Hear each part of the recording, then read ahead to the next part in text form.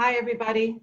I am so delighted to be talking today with Nick Stenson, who is Senior Vice President of Services and Trend at Ulta Beauty. And Nick is also the Artistic Director for Matrix. And we've had a lot of conversations in the past, but it's wonderful to be able to talk to him about his journey and his decision to choose beauty, you know, when he did as a young man, what it's looking like today. Um, and Nick, I want to jump in by actually sharing with you that I had an interview with Nicholas French, who is a celebrated hairdresser in our industry, our space. And he told me this great story of meeting you at a show when he thinks you were only about 16. I And think that's right. is it? And Hmm. right on the spot, he sort of looped you in to assisting, but he gave us just a little abbreviated Cliff's Notes version of that story. But can you expand, and what's your memory of that? Of course. I actually remember it very vividly. It's so funny because I was at the show. I believe I had to have been with my mom because she was a hairdresser at the time. There would have been no other reason for me to be there. And I was sitting on the floor. There was no room to sit on a chair. So I was sitting on the floor in the front of the stage. And I was kind of looking up at him as he was working. And he's like a little bit of a mad scientist. He's got everything around him. And 1 minute he wants this, the next minute he wants this. And I think every creative genius is that way. And he had all these suitcases laid out of stuff. And he was trying to find something. And he pointed at me and he goes, can you come up here? And I was like, sure. So I jumped up there and he's like, can you hand me this? And can you hand me that? And I just stood there and I just kept handing him stuff throughout his segment. And he's like, okay, thank you, I'm done, after a while. But it was so funny. I remember saying it had to have been my mother. I said, listen, if I was ever to become a hairdresser, which I don't think I'm gonna, but if I was ever to become a hairdresser, I'd want to be like that guy. I'd want to be on stages and I'd want to be doing that kind of work. And so funny that, you fast forward all these years later, and I'll never forget when I shared a stage for the very first time with Nicholas French on the same team as a peer of his. And it was very surreal. And I remember I got really choked up because I thought to myself, number one, I never realized I was going to be a hairdresser. Never thought in my mind that I wanted to pursue a career in it. And then number two, the guy who asked me to assist him that I use as a reference, I now get to work with and learn from. And I mean, him as well as Brian and Sandra Smith. And I mean, I could go on. There's a long list of names of people that have inspired me through the years. But it's kind of humbling all these years later to know that there was some foresight early in I would say my youth that I didn't even realize. And that willingness to just jump on stage and just start doing what was asked of you. I mean, that is that kind of, all right, I'm gonna do what needs to be done in the moment. And you mentioned you were there with your mother, and again, in an interview from about 2013, you talked about how your mother was really the inspiration for you, even though, like you just said, you weren't really sure you wanted to do it, but there must have been something you saw in her work, her career, that made it look good to you. Yeah. And what was that? Well, I tell the story a lot. So if I've said it already, stop me so I don't bore you to death. But I remember, I grew up in the salon world. I mean, when I was a really small child, we had a full salon in the basement. Like that was how my mother balanced, raising children and doing hair. And there was a separate entrance, and you would have thought it was a full salon you were walking into. It was like really well done now that I think back to it. And then later on, she purchased her own salon outside of the house, freestanding salon. And she had this salon. So I grew up going there almost every day of my life. I would come home from school, go to the salon, I should say, after school every single day. I would do my homework at the front desk.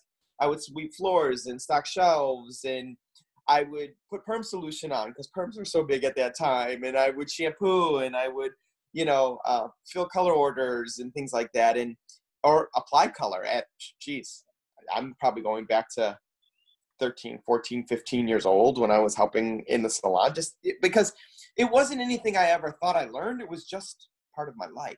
You know, it was just how I was raised. My sister was in the salon shampooing. I was there. Like we are always part of the family business, so to speak. So what was funny was when my whole goal in life was that I wanted to eventually be an orthopedic surgeon. That was like the ultimate goal for me.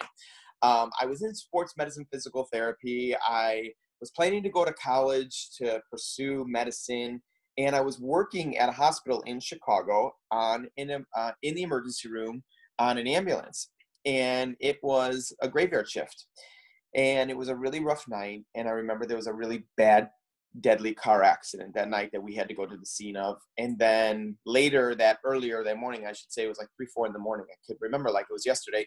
Somebody came in cardiac arrest, and there was friction between the doctors.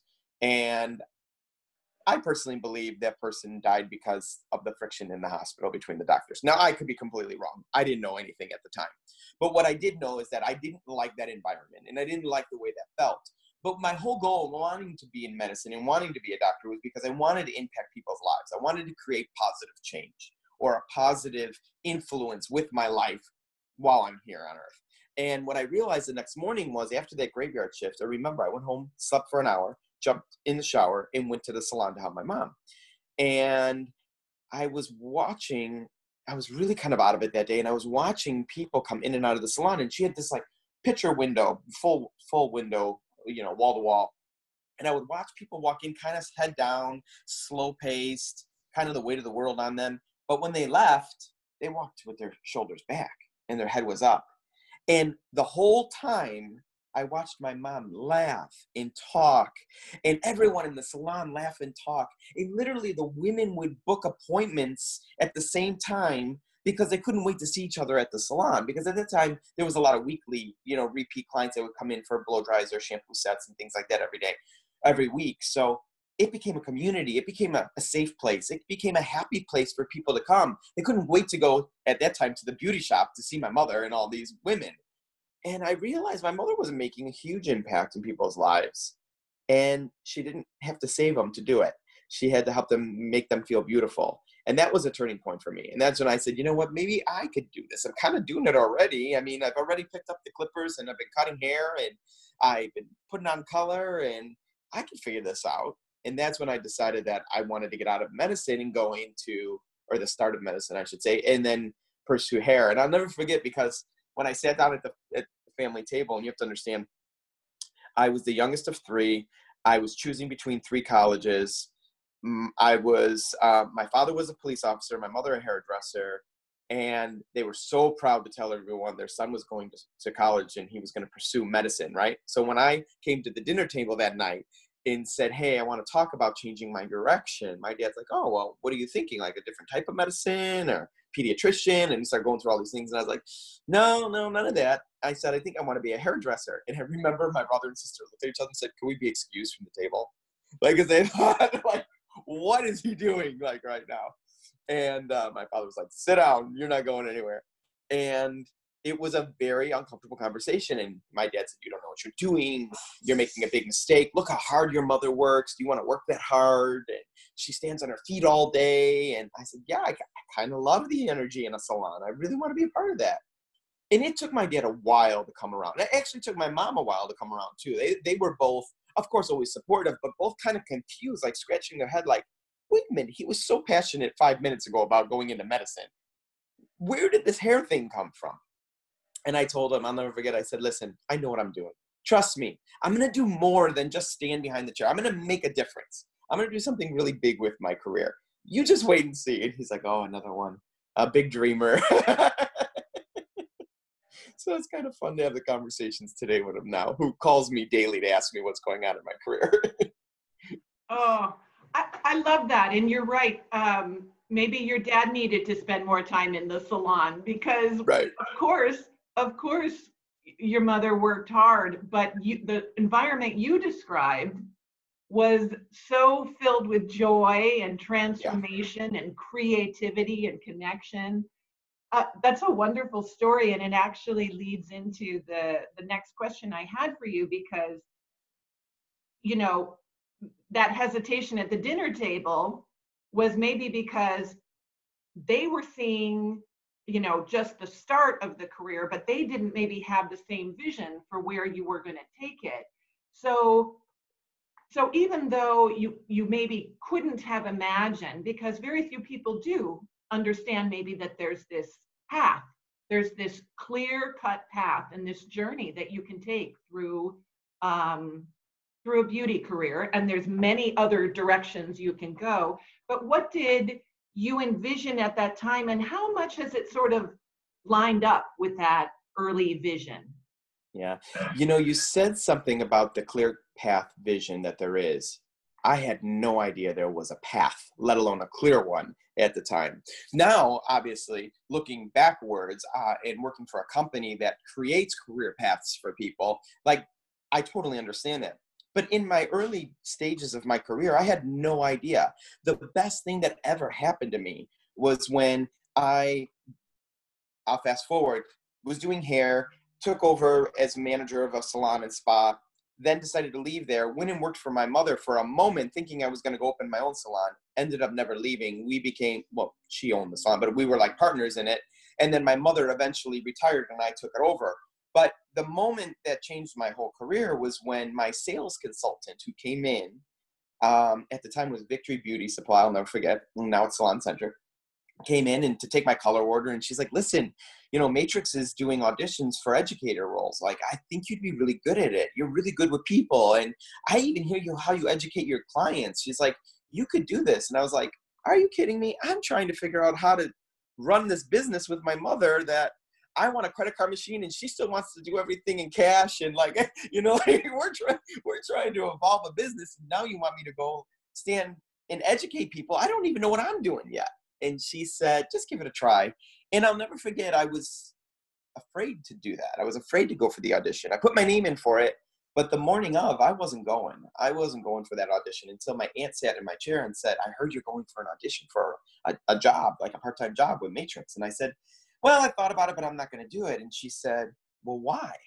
And I said, because I'm not that good. I mean, like, I don't know really what I'm doing. And how can I go audition for a job like that? That's way bigger than me. And she said to me, can I ask you a question? If you go for that interview and you don't make it, how much worse off are you going to be tomorrow than you were today? And maybe, just maybe, you will walk away with a huge learning experience from that. Well, that moment changed my whole life. I went for the audition. I literally apologized 20 times over during the audition for being so bad. And I remember the woman who interviewed me, who I still keep in touch with, Lisa, she was amazing. She said, can you come sit down for a minute next to me? And I said, sure. And she put her hand on my hands and she said, just relax. She said, I'm going to ask you these questions and I want you to answer them. And she goes, but don't tell it to me. Just write it down. So I said, okay. So she asked me all these questions and I started writing them down. And she said, let me see your piece of paper. And I handed it to her and she goes, every question I asked you while you were up there that you couldn't answer, you answered the right way here. She said, you're letting your nerves take over. She says, I know you have it in you. I could see it. She's like, you just need to have the confidence in yourself. And I was like, thank you. Sorry to waste your time. Have a good life kind of thing. And I walked away. I was mortified. And then they called me to tell me I got the job. And what was funny is when they called me to tell me I got the job, before they even could tell me, I told them, I really appreciate you taking the time to call. I'm going to work on my skills. I will re-audition at another time. And they're like, could we talk? Could you take a breath? And that's when they told me, out of, I think it was 97 people, I still remember, out of 97 people, I was the only one that got through at the time. And what was cool about that was it was a moment when I realized that I needed to start believing in myself because other people saw something in me that I had no idea what it was. And I needed to surround myself with the right people and I needed to be a sponge. And as long as I went into it openly and honestly with them saying, I don't know what I'm doing, but I'm committed to being that sponge, I'm going to give it my all. And what I've realized through my whole career is that that's all anybody can ever ask for. Is that you give it your all, is that you be that sponge, is that you come from the right place of intention. And if you do that, you can't fail. You can't fail because people will help you along the way. And trust me, my career has been very windy, but I wouldn't be sitting here with you right now talking about my career if it wasn't for countless amount of people that helped me get to where I am today. So it's been quite an interesting journey.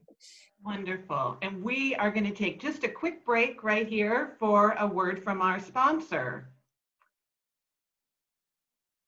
And we're back with Nick. Nick, I loved that story, and I loved hearing that, you know, sometimes we don't believe in ourselves, but we have to believe that other people believe in us. You know, we let them give us that little nudge. Your aunt, Lisa, you Mhm. know, and I think that is a big responsibility. And right now in our industry, we're going through this really complicated time, you know, in our industry, in our world, in our nation. And you have you're in a leadership position. And what are some of the voices that you're hearing in your head right now as you're making decisions about moving forward? You know, we've had a lot of challenges, the salon industry, and you mentioned that there's people who've inspired you in the past, but do you have like some gut checks that you do, or some people who you think, what would so and so do right now? It's a great question. And I think I'm continuously looking in the mirror and challenging myself those questions on multiple levels. Like, okay, so it wasn't bad enough that we're in the middle of a pandemic. The industry's already been in flux for a few years anyway. Then the pandemic hits. Now there's a lot of racism in the world right now, and a lot of just unrest with that whole situation. So as a leader, what I do is I continually look in the mirror and say, what are you doing to try and make positive change? And what are you doing to try and support your community and in the industry? And quite frankly, the responsibility of 11,000 professionals' lives that work for our company. You know, that's, some days I don't want to even think about how many people really rely on my decisions, right? Because it's daunting. But at the same time, it provides a moment to make sure that the decisions I'm making have, number one, the associate's best interest. Is this the right decision for somebody's career? Is this the right decision to make sure that they could put food on the table for their family? Is this the right decision for the guest who wants to receive a service in our store and in our salon? Is this the right products to serve the guest as well as to serve the stylist who's trying to deliver the experience for the guest? Like, those are the types of questions I think of. Are we doing enough to make sure that we blur the lines between black and white salons? Because let's face it, you know, not every black person can go into any salon in the country and get their hair done. And we're committed to figuring that out. And let me tell you, it's going to be a long journey because nobody's doing it right. And the days of, you know, the black and white salons needs to end, right? And we as professionals need to be skilled in all types of hair. And I think about it, years ago, somebody taught me that hair is no different than fabric, right? And if you go to a tailor and you have a suit made or you have a dress made and you decide to have it made out of chiffon or silk versus wool, they'll still be able to make the suit or the dress. They just have to make it a little bit differently based on the way the fabric works. And that's exactly how hair is. But we as an industry need to take the time to get educated to make sure that we could address all types of fabrics, all types of hair textures, so that anybody that walks through our door feels included, feels inclusive, feels like they belong. And let me tell you, this is a mission I've been on for quite a while. This is a mission as Ulta Beauty that we've been on. And I'm going to say we have a lot of work to do. We're nowhere near the place that I want to be, where no matter who walks through that door feels confident that they're going to get an amazing service, because we have the skill set of all of our professionals to be able to deliver any type of service that they want. I want to be able to say that, but that's going to take years of really making sure we give the right education to be able to deliver that type of experience. But you have to start somewhere. And if you just sit back and think it's too daunting and everything takes too much work, and there's processes that have to be written and education platforms that have to be created, and we have to change the way that we look at things, well, then do it. Do the work, because it will pay off in the end. And at the end of the day, it's what's going to change the way that we view this industry. And it's going to be what changes the world. And that's what the hair industry could do for the world that we're in right now. Just one part of it, actually. Well, it's like you stepping up on that stage, so many years ago. You could have stayed sitting. You could have said no. Right. Or you may not have gone to that audition. You could have stayed home. But it is daunting, and it can feel overwhelming. But unless we just keep taking these steps forward, and I will kind of maybe wrap up on that, because I want you to have sort of the final word on the Ulta Beauty ways of moving ahead with a positive message. And when you look at Ulta Beauty and the beauty industry, what is your hope for the future? That's a big question. I would say my hope for the future of this industry is mutual respect, is that we continue to share knowledge with each other so that we can all be better. That we create an industry that people want to join, because there's a threat for the future that says that, maybe the beauty industry isn't the industry I want to be in. Maybe I can't have the livelihood I want. Maybe now, due to this pandemic, this has set me back. I need to think of a different industry to get into. So I think we have a responsibility to preserve this industry and to move it forward and to make a better future for the next generation of hairdressers, or any beauty professional for that matter that's looking to get into beauty. Because I will tell you, I still feel to this day, 22 years later, that the best decision in my life I ever made was to get into the beauty industry. I haven't never worked a day in my life, because I am so passionate about what we do, because I love the people I get to do it with. I love the role it plays in people's lives. I tell our teams all the time, we're not in the business of making people beautiful. We're in the business of helping people discover their own beauty and then helping them craft it. I always believe that we come into this world with a blank canvas, and then you have to paint the picture of what you want that canvas to look like. And we're the artists on the journey of those people's lives to paint the picture with them. What an honor is that? What a great, fun, exciting career that is for all of us. So for anybody who's thinking about giving up in this industry, because I know there's a lot of that out there right now, don't give up, because this is the best industry in the world. And I think more now than ever, there's an appetite for wanting to share the way to be successful, the how, the talent, the education, the products, that everyone's coming together now in a way that I've never seen before. And that's what keeps me hopeful about the future. And when I think of Ulta Beauty, I always say, we say we're a brand of brands, all things beauty all in one place. And our tagline is, the possibilities are beautiful. And I really believe that they are.